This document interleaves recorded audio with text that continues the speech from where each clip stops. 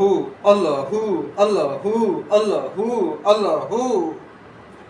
हाँ जी, बाबा जी कोल हर चीज़ का अमल, हर मुश्किल का वजीफा, माल चोरी हो गया तो बाबे को वजीफा मौजूद है, थोड़ा माल मिल जाएगा। कोई चीज़ गुम हो गई है, बाबे को वजीफा मौजूद है, थोड़ी चीज़ तुहानू मिल जाएगी। औलाद ना फरमान है, बाबे को वजीफा मौजूद है, औलाद फरमा बरदार हो जाएगी।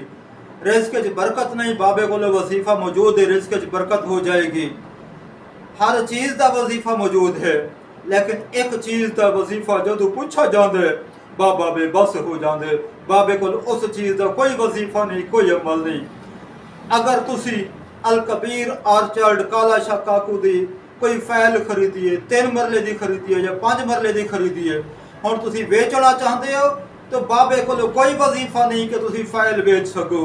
बाबे दी अपनी फैल रुलदी है, बाबे को तो अपनी फैल रुलदी पई है। बाबा अपनी फैल दी बेच सकता, थोड़ी फैल किस तरह बेचेगा।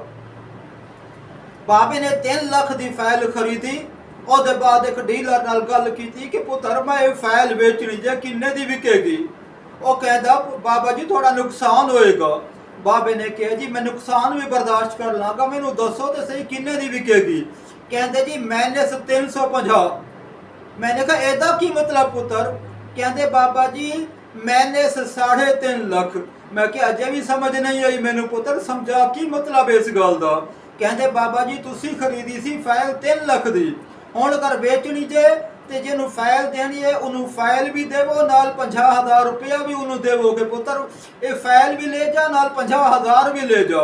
मैं क्या एक ही गल हुई। कहते गल इंज ही है, बेचनी है ते मैंने 350 दी विकेगी।